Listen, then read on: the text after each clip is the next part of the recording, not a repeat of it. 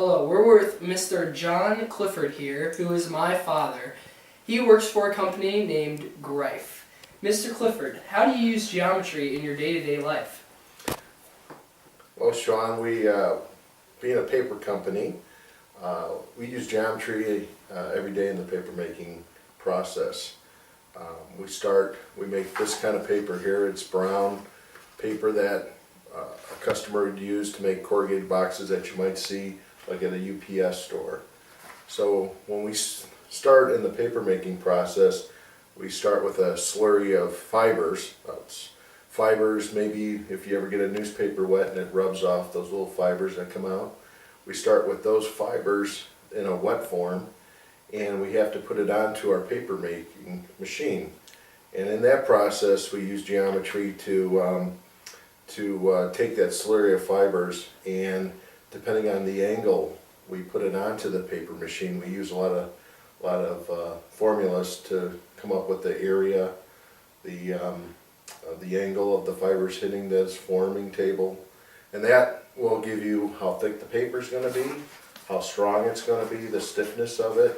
So we use geometry, and that is a very important way we use geometry, is by the angle of putting the fibers onto the paper machine.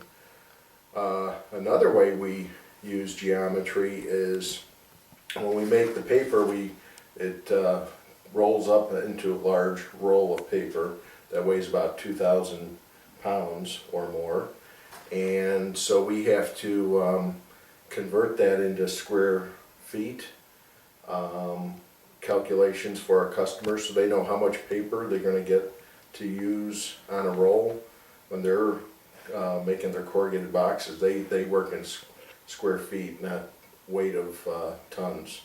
So when we load say a truck or a rail car, we have to calculate how much cubic feet we're going to take up by putting the various size rolls onto that truck or rail car, and so we use calculations for cubic feet and square feet to help know how many rolls to put on a rail car or truck. So we use it a lot more in other areas. We have engineers that work at our mill, our paper mill, and they use geometry all the time in every facet of our business. But for our purposes today, I just wanted to let you know about how we use for the paper making process, what the angle, and then again how we calculate stuff for our customers so they know how many rolls they're going to be getting. Well, thank you, Mr. John Clifford.